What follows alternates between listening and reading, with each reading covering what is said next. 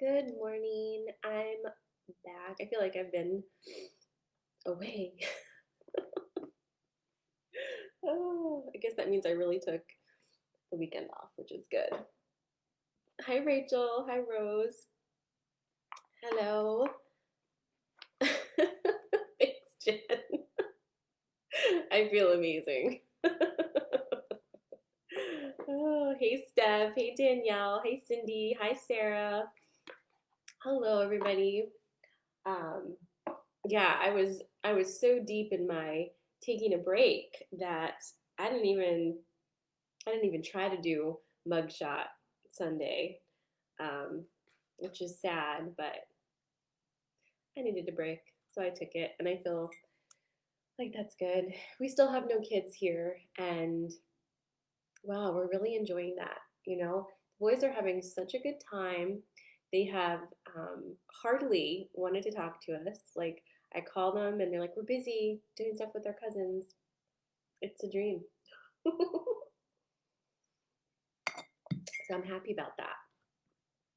Hi, Brandy. It is Monday. It is Monday. Not that it really matters, but it's Monday, and I'm here on this update. And I have a lot of things to talk to you about, like for the week. Lots of topics swirling in my head for Tuesday and Wednesday. Hi, Amy. Hi, Jean. But I want to talk to you a little bit about. Um, yeah, I don't want to talk to you about that. I want to talk to you about the energy of this weekend because I don't know if you're feeling this too, but it feels like there's been so many opportunities for energetic expansion lately. Um, in a small conversation, one thing can shift everything. And I'm finding for myself this weekend, I think because I took a real break, I stopped for a second, I felt like I was able to integrate a lot of things that have been swirling around for me. And that has allowed me to sink into this place of what I can only call happiness. And I felt this feeling this weekend, this like happiness and this sense of peace and belonging in my own life. And then the strangest thing happened. I started to feel guilty about it. And I caught myself because I was like, whoa, where is this coming from? Why does feeling amazingly happy and fulfilled and at peace then trigger a guilt response? So I'm thinking about that as I gently direct myself away from that feeling because it's incredibly unfair. But there's something that's implanted in my psyche and possibly yours too, I don't know, that says there's a limit to how good you should be feeling, especially if you feel like that good feeling is not the same as somebody else's feeling. So you don't want them to feel bad if you feel really good. Do you know what I'm saying? Or do you do this? Or am I? It's possible that I am. But I've been thinking about that because I feel very happy and very good. And I know when I'm in that space of feeling very happy and very good, one of two things is going to happen, right? Is going to be either I'm going to feel happy and good, and more happy and good things are going to happen, or I'm going to screw myself over and say you feel too good and too happy. When's the other shoe going to drop here? So okay, yes, you've been feeling okay. So we're feeling this a little bit, huh? Okay, so yes, I would like to shift that because that is an incredibly unkind behavior to have for ourselves. And I think when I put that in my brain and roll it around, um, I don't feel that for other people. So what is it about being unkind to ourselves, right? I'm not. I'm not. What do you call that? I'm not going to be a hater if you're happy. In fact, I would like for all of my friends and everybody around me to be happy. I think it's like, do we? Do we? I think so. Especially lately because we're being pretty cognizant of that. I know it can feel unsettling to have peace and happiness during a time when we're being told we're in the middle of this big chaos and everything's so uncertain. Um, but, you know, something to think about. So I've been thinking about that as I feel into my joy and into my happiness. And a big thing happened this weekend. And I'm not going to get into the details of it because that's way TMI for my live this morning on a Monday. But something that I have been actively working on manifesting for the past year and a half has happened somehow.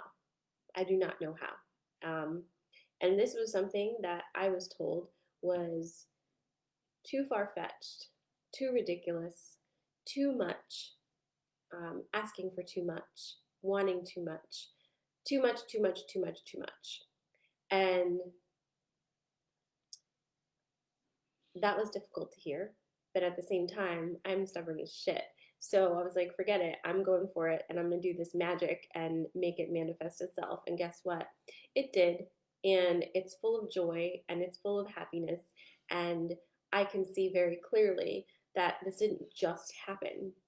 I put the energy into it and actually followed through on the manifestation of it. And you know how I always tell you guys, pretty much nonstop, it's not enough to roll through the actions and join a moon circle and put your intentions out there if you're going to wake up the next morning and continue the same exact behaviors that you had the day before. Because energy requires action, not just sitting and waiting for it to come to you. So I feel like that's been a huge confirmation in how real our own power is, how real all of these ingredients that just swirl around us in the universe are at our disposal for us to use and create magic in our own lives. And all we have to do is reach out and pull them in, right? That's all we have to do. We're all little magicians who have forgotten about our magician powers. So remember that this week. Remember that you have untapped power, unlimited, and the ingredients for all the magic to make your best life, the one that makes you most happy, it's here now. We're not doing it later. We're doing it now. We're in the now moment.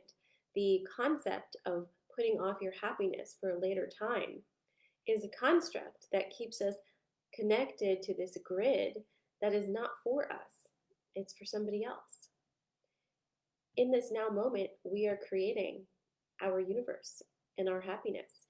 Every single moment does count. And so giving your power away to things that don't make you happy doesn't make any sense anymore. It's an old way of doing things. So feel into what you want and then take steps to get it. Have your joy every single day, even if it's a little thing. What little things can you add in to your everyday to give you a boost, right? We do this exercise a lot in mentorship and in creative writing where I tell people to write a perfect day.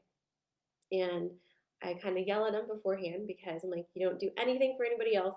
You don't do anything productive. You just do whatever the hell you want to do from the moment you open your eyes, the second you close your eyes on this perfect day. Okay? And then we look at it and say, how many things in that perfect day do you have in your everyday life? And it's always surprising for people to realize that a lot of the little things that they think would make their day perfect are truly little things and not that difficult to get, right? So then you can see, all right, so I would like an extra hour in the morning to mess around on my phone and to drink my coffee in bed with my animals. You can do that. You can make that happen. It's not crazy. So it's these little things that shift us into that joy space, right? And when we're in that space, we are tapping into so much unlimited creative potential because we're raising our vibration. And it's not that we don't have moments of, things do suck sometimes. It do be that way. But they don't have to suck all the time, and you don't have to stay in those spaces. So just remember that. Your biggest energy for manifesting whatever it is you want to manifest is in that joy space. because it's when you feel most free and most vibrant and your light is very bright. So I'll leave you with that this week because we are actively creating right now. We are all co-creating this new world. And the more you put your paintbrush in the paint and start doing the strokes, the more beautiful and colorful this world is going to be. Okay?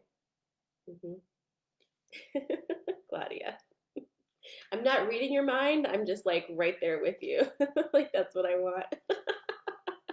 Claudia and Brandy are living their best lives. See?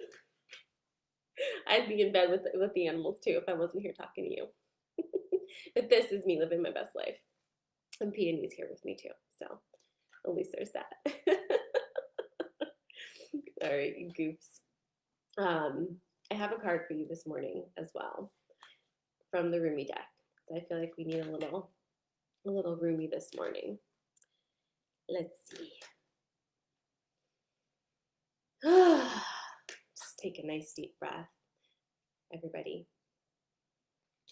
Here we are. Ooh, I don't think I've ever pulled this one before. Whew. It's the Celestial Rose of Ma. What does that look like? That looks like a yoni universe right there, right?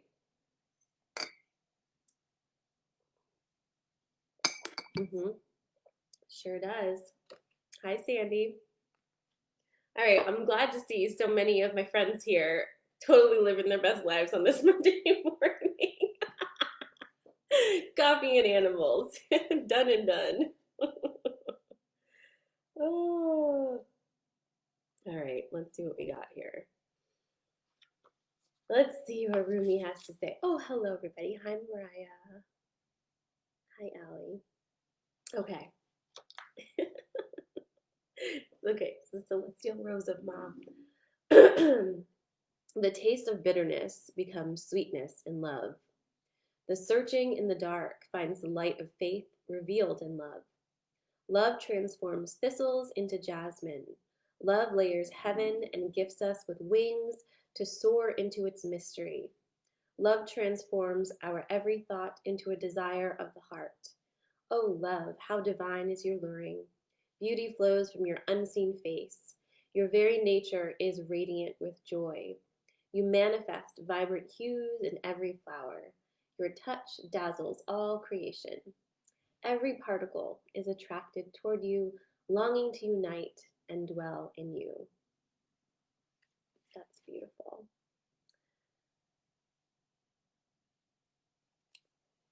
Yeah, it is pink.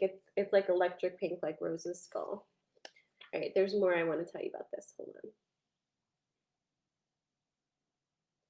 I'm actually going to read this to you. Are you ready for this story time? I feel like this is important for you guys. A spiritual gift is on its way to you.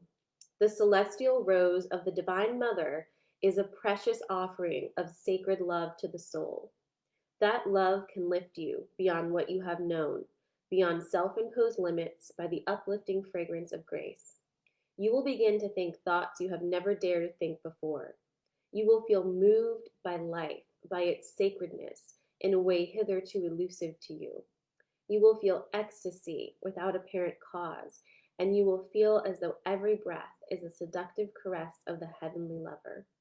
You will be open and surrendered in a way you have longed to be, but in a way you've never known quite how to go about.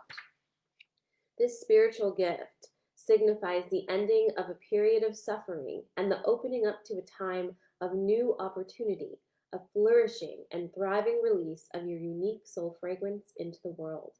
It is a gift worth having. So then, the sticking point is not the value of the gift. The sticking point, the place where one can stumble and place hands to the ground to break a fall rather than open them to receive, is in the thorn. The thorn is the point of pain. It is what tears at you, but is essential for you to receive the rose. Your thorn may be the love you need to let go of now, so you are open to your present rather than your haunted past. Your thorn may be the fear that if you grow too vibrant and embrace the magnificence of your being, others will shun you out of jealousy or fear and leave you alone. Your thorn may be a constant need to bargain with life, that you shall take one step provided certain unwanted events don't take place, rather than just accepting it and living it as it is presented to you. Your thorn may be looking deep within the heart and removing a crown of thorns representative of your suffering over a long, long time, letting it go, allowing the heart to heal.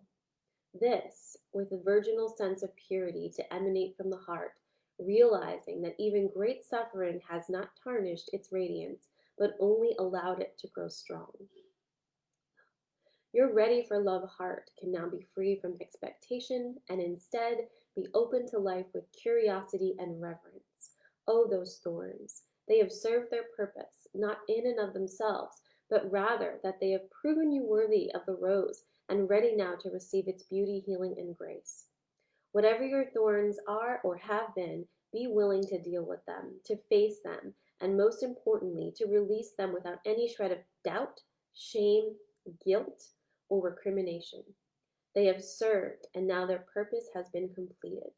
The celestial rose of Ma promises a gift so much more than any pain you are holding on to. So release and receive now. Can you sense the dew soft petals and luscious fragrance opening to you now? Well then, once again, I could have just given you the card. But seriously, guys, can you even? It's beautiful. I will post this in the Restoration Facebook group so you can read that. I'm not going to forget.